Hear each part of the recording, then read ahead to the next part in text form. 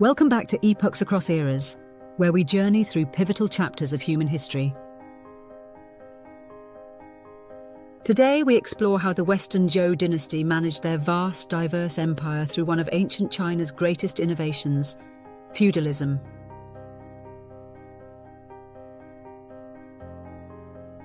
After overthrowing the Shang, the Zhou faced a monumental task, ruling extensive territories and diverse populations.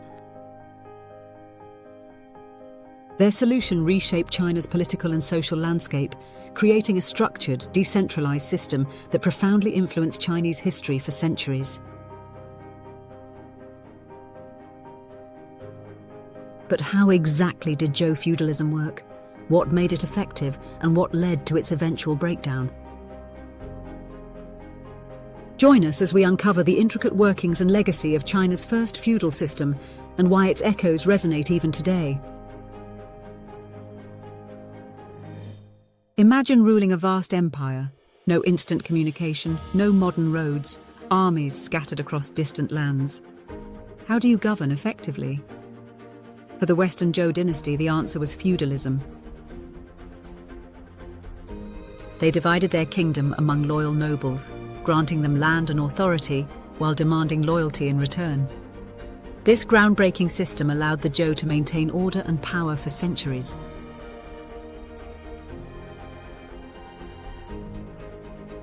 But it also set the stage for conflict, as nobles grew increasingly powerful.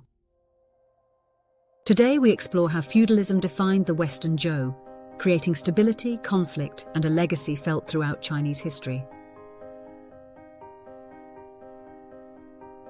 After their victory over the Shang dynasty, the Zhou faced a critical problem: governing newly conquered lands, stretching hundreds of miles from their capital. To maintain order, King Wu and his successor, the Duke of Zhou, established a unique political system known as feudalism, one of ancient China's most influential developments.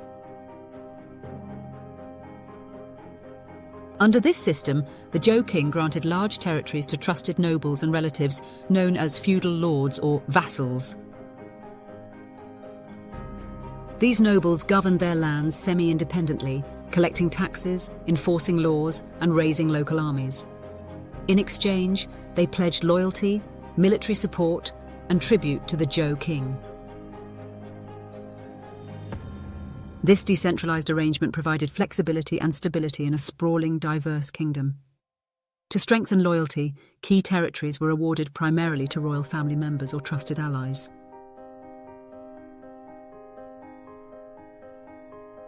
Important regions and military outposts were carefully assigned to ensure maximum political security and effective control.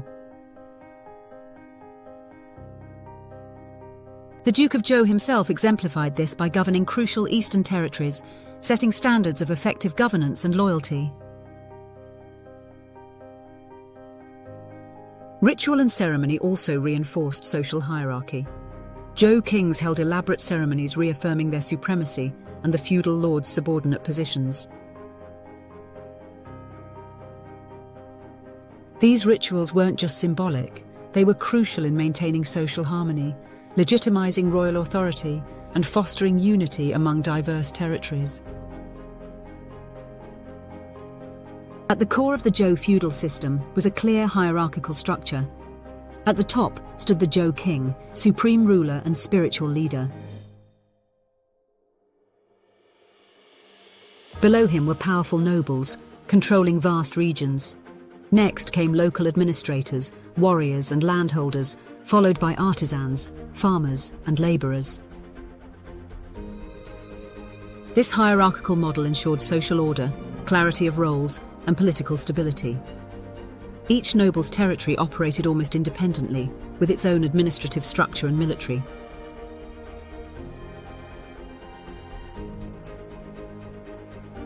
Nobles managed their regions, collected taxes, administered justice, and oversaw agriculture. In times of war, these nobles provided troops and supplies to the king's central army, thus ensuring collective security.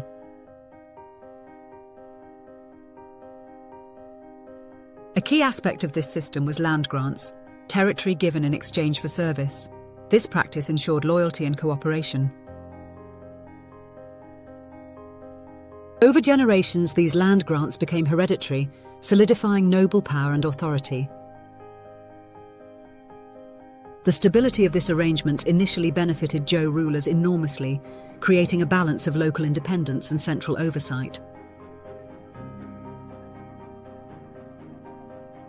However, Zhou kings didn't exercise direct control over everyday affairs.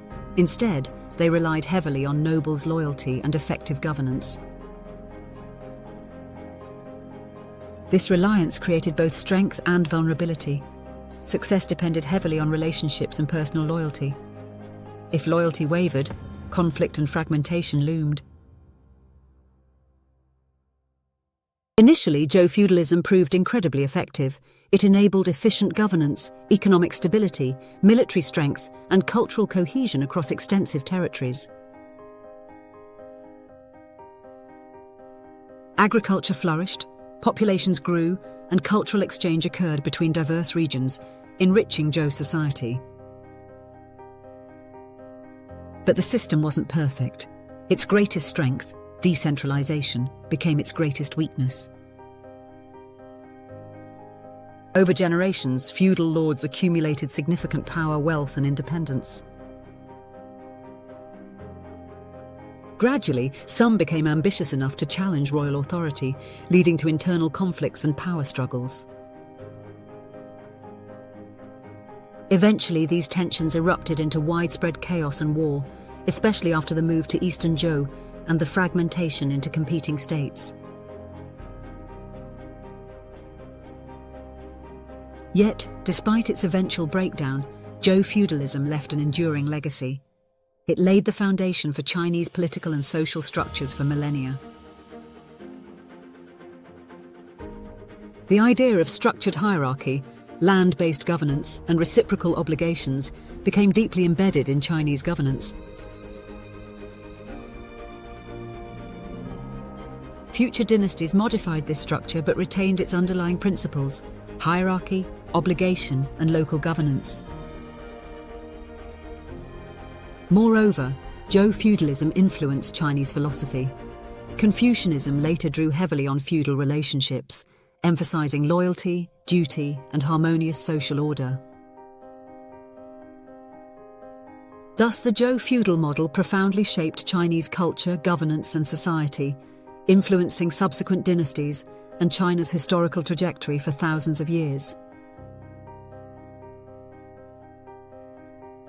The feudal system introduced by the Western Zhou Dynasty fundamentally reshaped ancient China. It provided political stability, economic prosperity, and cultural growth, but also planted seeds of fragmentation and conflict.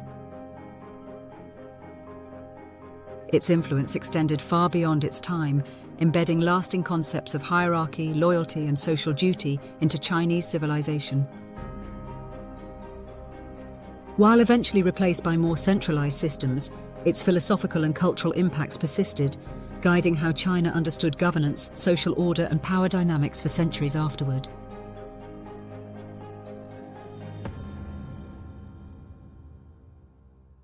Today, reflecting on Zhou feudalism helps us understand the complexities and contradictions inherent in all political systems, how ideas meant to unite can also divide, and how stability often carries seeds of future disruption. Thank you for watching Epochs Across Eras.